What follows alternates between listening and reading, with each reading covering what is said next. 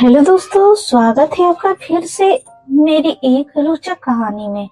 उम्मीद करती हूँ पसंद आएगी। जब मैं मार्केट से घर आई तो मैंने देखा कि जीजू घर आए हुए हैं और मम्मी पापा के साथ बातें कर रहे थे। मेरी दीदी 7 महीने की प्रेग्नेंट है, तो दीदी ने जीजू को भेजा है कि पीहू को अपने यहाँ ले आने के लिए, ताकि मैं दीदी की प्रेगनेंसी के टाइम देख रेख कर सकूं। दीदी ने फोन पर मम्मी पापा से बात कर ली थी और मम्मी पापा ने मुझसे इजाजत ले ली थी। तो मैंने कहा था कि मैं चली जाऊंगी, मुझे कोई दिक्कत नहीं है और मैं दीदी के साथ कुछ समय बिता सकूंगी। जीजू को मैंने नमस्ते किया और जीजू ने भी मुझसे नमस्ते की। जीजू की निगाहें मुझे ऊपर से नीचे देखती रहती। उनकी नजरें से साफ पता चलता है कि मुझे लेकर उनकी फीलिंग कुछ और है। मेरे जीजू इतने स्मार्ट हैं कि कोई भी लड़की उनकी दीवानी हो जाए।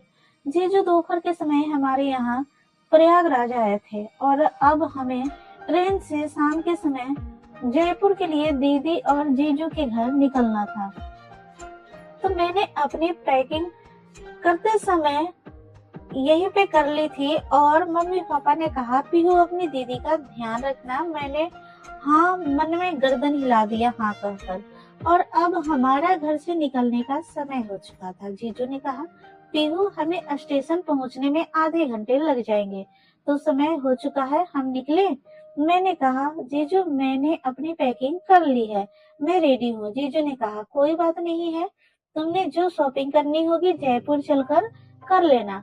न जाने क्यों मुझे अपने जीजू से बातें करने में शर्म आती थी और बातें करते करते मेरी नजरें नीचे हो जाती थी। और आज तो मुझे जीजू के साथ आधी रात में सफर के लिए निकलना है। हम दोनों ने अपनी ट्रेन पकड़ ली और आमने सामने की सीट थी, लेकिन एक सीट कंफर्म ना होने की वजह से हम दोनों एक ही सीट में बैठे थे। जीजू मुझे थोड़ी दूरी बनाकर बैठे थे। रात होते ही मुझे नींद आने लग गई और नींद में ही मैंने जीजू के कंधे पर अपना सर रख दिया। यह देखकर जीजू थोड़ा मेरे करीब खिसक गए ताकि मुझे तकलीफ ना हो। अचानक से झटके से मेरी नींद खुली तो फिर जीजू ने कहा पीहू तुम आराम से लेट जाओ, मैं साइड होकर बैठ जाता हूँ। मैंने कहा जीजू दिक्कत होगी आपको, मैं लेटूंगी नहीं। जीजा जी ने कहा तुम्हें नींद आ रही है, तुम लेट जाओगी तो तुम्हें आराम मिल जाएगा। तो फिर मैं लेट गई और लेटते ही मुझे नींद आ गई। मैंने अपना पैर जीजा जी के जांघों पर रख दिया। मुझे लेटते ही इतना आराम मिला कि मैं बता नहीं सकती। मैं पूरे दिन भर की थकी थी। मैं आज बिल्कुल भी घर में आराम नहीं कर पाई थी और नींद में मैंने अपना पैर जीजू के जांघों पर रखा था। जीजू मेरे पैरों को हल्के हल्के से सहला रहे थे, उसे दबा रहे थे। मुझे नींद में ही आराम मिल रहा था। बगल के लोग हमें पति पत्नी समझ रहे थे, क्योंकि मैं ज्यादा जीजू से बात नहीं कर रही थी, इसलिए उन्हें पता नहीं चला कि हम दोनों जीजा साली हैं। वह अभी तक हमें पति पत्नी ही समझ रहे थे। मुझे ऐसा लग रहा था आधी रात में मैं जीजू और दीदी के घर पहुंच गई। दीदी ने पहुंचते ही मुझे गले लगाया और कहा कोई दिक्कत तो नहीं हुई तुझे आने में। मैंने कहा नहीं दीदी, जीजू ने तो किसी भी तरह की कोई दिक्कत मुझे होने नहीं दी। दीदी ने अपने कमरे के सामने वाला कमरा ही मुझे ठहरने के लिए दिया, जहां मैंने अपना सामान रख दिया। दीदी की प्रेगनेंसी का 7वां महीना चल रहा था, इसलिए मैं सोचा कल से ही मैं घर का सारा काम संभाल लूंगी। यहाँ पर दीदी और जीजू ही रहते हैं। आधी रात को करीब हम जीजू के घर पहुंचे थे। ठंड का समय था तो इतनी ठंड मुझे लग रही थी कि मैं कांप रही थी। दीदी ने अदरक वाली चाय बनाई और जीजू को और मुझे पिलाई। इसके बाद खाना वगैरह गर्म किया और जीजू और मुझे खिलाया। फिर दीदी ने कहा पीहू अब तू अपने कमरे में आराम से सो जा, कल हम बातें करेंगे। मैं अपने कमरे में चली गई। मैंने सामान कमरे में यूं ही अभी रख दिया था। मैंने सोचा सुबह अपने सामान को सही से कमरे में समेट लूंगी, क्योंकि मुझे कपकपाहट हो रही थी और ठंड बहुत ज्यादा लग रही थी। सो मैं कंबल में घुस गई और सोने लगी। लेकिन जब भी मेरी आंखें बंद होती मुझे जीजू की वह छुअन याद आती, जब वह मेरे पैरों को सहला रहे थे।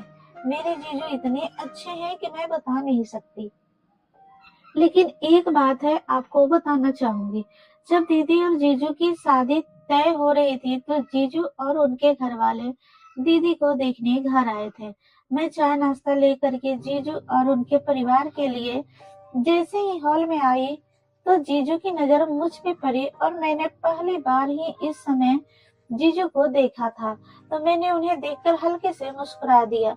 उन्हें लगा मैं ही वह लड़की हूँ जिससे उनकी शादी तय होने वाली है। जीजू के माता पिता ने मुझसे कुछ बातें की और जीजू हल्के से मुस्कुरा रहे थे। फिर थोड़ी ही देर में माँ ने कहा, पीहू जाकर दीदी को बुला लो।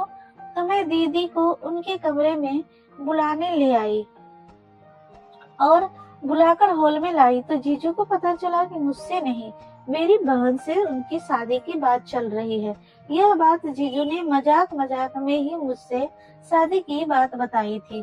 तो यह सुनकर मैं शर्मा गई थी। मुझे नींद नहीं आ रही थी। कंबल में गर्माहट के कारण मुझे अच्छा लग रहा था, लेकिन मेरे दिल दिमाग में न जाने क्यों जीजू का चेहरा घूम रहा था। ऐसा लग रहा था कि काश जीजू जैसा लड़का मुझे भी मिल जाए। कुछ देर बाद मुझे प्यास लगी। मैं उठ करके किचन की ओर जाने लगी। तभी दीदी के कमरे से कुछ आवाज आ रही थी। न चाहते हुए भी खिड़की की झिरियों से मैंने झांक कर देखा। दीदी और जीजू आपस में लिपटे एक दूसरे को चूम रहे थे। यह देख करके मेरा मन मचल गया और मैं पानी पी के अपने कमरे में आ गई और मेरी आंखें से नींद कोसों दूर थी। सुबह हुई, मैंने कहा चलो अब मैं नहा लेती हूँ। मैं नहा करके जैसे ही बाथरूम से बाहर निकली, इस समय जीजू कमरे में आए। वह मुझे देखते ही रह गए। मैं तौलियों में लिपटी थी। जीजू एकटक मुझे निहार रहे थे। मैंने जीजू को इस तरह पहली बार आना देखा था, लेकिन जीजू का इस तरह से मुझे देखना ना जाने क्यों अच्छा लग रहा था। जीजू धीरे धीरे मेरे करीब आए। वह ऐसे लग रहे थे जैसे वह मेरे होठों को चूमना चाह रहे हो। उनकी आंखें लाल हो रही थी। वह अपने हाथों को धीरे धीरे मेरे चेहरे के पास ले आए, मेरे चेहरे से पकड़कर होठों के करीब ले आए। फिर एक झटके से अपने हाथ हटाकर बोले, मुझे माफ करना, मैं बिना दरवाजा खटखटाए अंदर आ गया। मैं ऑफिस जा रहा हूँ। तुम्हारी दीदी के सर में थोड़ा दर्द बता रही थी। मैं नहीं जाने वाला था ऑफिस, लेकिन तुम्हारी दीदी ने कहा हल्का दर्द हो रहा है, कोई बात नहीं, आप ऑफिस चले जाओ, तो तुम अपनी दीदी को देख लेना। मैंने कहा जीजू ठीक है। इसके बाद जीजू ऑफिस चले गए और मैं यूं ही बिस्तर पर बैठ गई और मैं सोचने लग गई कि काश जीजू मेरे होठों को चूम लेते। लेकिन खैर, इसके बाद मैं कपड़े पहनकर दीदी के पास गई और घर के जो बचे हुए काम थे वह सब मैंने कर दिए। रात हुई। जैसे ही जीजू ऑफिस से घर आए, मैंने दीदी से पूछकर जीजू के पसंद का खाना बना दिया था और जीजू, मैं और दीदी एक ही टेबल पर साथ में खाना खाने लगे। जीजू ने मेरे खाने की खूब तारीफ की। यह सुनकर मैं शर्मा गई और इसके बाद कुछ बातें करके हम तीनों थोड़ी देर मिलकर टीवी देखे। इसके बाद अपने अपने कमरे में सोने चले गए। मेरा सर आज ना जाने क्यों भारी भारी सा लग रहा था और बिस्तर पर जाते ही मुझे नींद लग गई। जीजू थोड़ी देर बाद मेरे कमरे में आते हैं और मेरे करीब बैठ जाते हैं। वह मेरे बालों को सहलाते हैं। मुझे ऐसा लग रहा था जैसे मैं नींद में सो रही हूँ, लेकिन हकीकत में जीजू मेरे करीब बैठे थे और मेरे बालों को सहला रहे थे। मेरी आंखें खुली। जीजू ने कहा, पीहू, तुम बहुत ज्यादा खूबसूरत हो। मैंने अपनी नजरें नीचे की हुई थी। मैंने उठने की कोशिश की तो जीजू ने कहा, नहीं पीहू, यूं ही लेटी रहो, मैं तुम्हें देखना चाहता हूँ। यह सुनकर मैं शर्मा गई और जीजू मेरे होठ को अपनी उंगलियों से मसलने लगे। मुझे अजीब सा नशा छा रहा था। जीजू भी नशे में लग रहे थे और मुझे लग रहा था कि जीजू मुझे बाहों में भर ले। जीजू मेरे होठों से होकर मेरे सीने को सहलाने लगे। मैं कसकसाने लग गई। जीजू ने मेरी शर्ट के एक एक बटन धीरे धीरे करके खोल दिए। इसके बाद मेरे ब्रा को खोल करके उन्होंने बिस्तर पर फेंक दिया और उन्होंने मुझे बाहों में भर के पूरे मेरे जिस्म को चूमने लगे। मुझे अब रहा नहीं जा रहा था। मैंने भी जीजू की बाहों में भर लिया और वह सब करने की इजाजत दे दी जो जीजू की आंखों में छलक रही थी। पीहू, मैं तुम्हें जब से पहली बार देखा था तब से ही तुम मेरी नजरों में बसी हुई थी, लेकिन मैं तुम्हारी बहन से धोखा नहीं करना चाहता था। लेकिन जब तुम्हें नहाने के बाद गीले तौलियों में और बालों में लिपटे देखा तो मैं अपने आप को रोक न पाया। आज ऑफिस में भी मेरा ध्यान काम पर न था। मेरे ख्यालों में तुम बसी हो। मेरे जीजू पूरे जिस्म को चूम रहे थे और कह रहे थे, आई लव यू पीहू, मैं तुमसे बहुत प्यार करता हूँ और मैं तुम्हें पा लेना चाहता हूँ। जीजू का एक हाथ नीचे था और वह मुझे जोर जोर से सहला रहे थे। मैं चाह कर भी कुछ न बोल पा रही थी। यूं लग रहा था मेरा शरीर बस जीजू की बाहों में कसा रहे।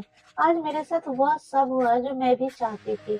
इसके बाद से हर रोज आधी रात को जीजू मेरे कमरे में आते और मुझे जी भर कर अपनी बाहों में भरकर प्यार करते। मेरे पूरे जिस्म को चूमते। न जाने क्यों मैं यह सब हर रोज जीजू के साथ करती रही, जो कि गलत है, लेकिन मैं पूरी तरह से जीजू की हो जाना चाहती थी।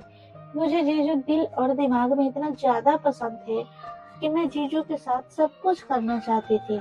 जीजू ने एक रात मुझे अपनी बाहों में भरकर कहा, पीहू, जब से तुम्हारी दीदी प्रेग्नेंट हुई है तब से मैं तुम्हारी दीदी के साथ संबंध नहीं बना पाया हूँ, क्योंकि डॉक्टर ने सख्त मना किया था कि अभी शारीरिक संबंध नहीं बने वरना दिक्कत आ सकती है। तो फिर बस मैं ऊपर ऊपर से ही उसे चूम लिया करता था ताकि मेरी उत्तेजना शांत हो सके।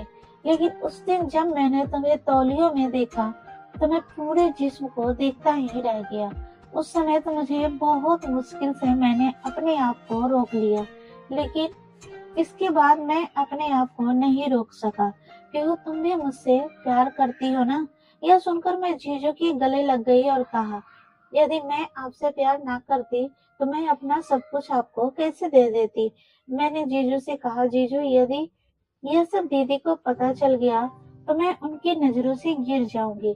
जीजू ने कहा, तुम इसकी चिंता मत करो, मैं सब संभाल लूंगा, मैं तुमसे दूर नहीं जा सकता। यह बोलकर जीजू मुझे बाहों में भरकर प्यार करने लग जाते हैं और मैं भी उनकी बाहों में लिपट जाती हूँ।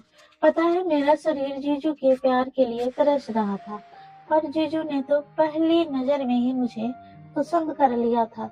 मुझे अंदर ही अंदर न जाने ऐसा क्यों लग रहा था कि मैंने जो किया गलत किया, लेकिन जीजू के प्यार के सामने मैं बेबस हो जाती थी। दोस्तों, यह थी आज की छोटी सी कहानी। कैसी लगी कमेंट करके जरूर बताएं। अच्छी लगी हो तो लाइक करें और चैनल को सब्सक्राइब करें। धन्यवाद।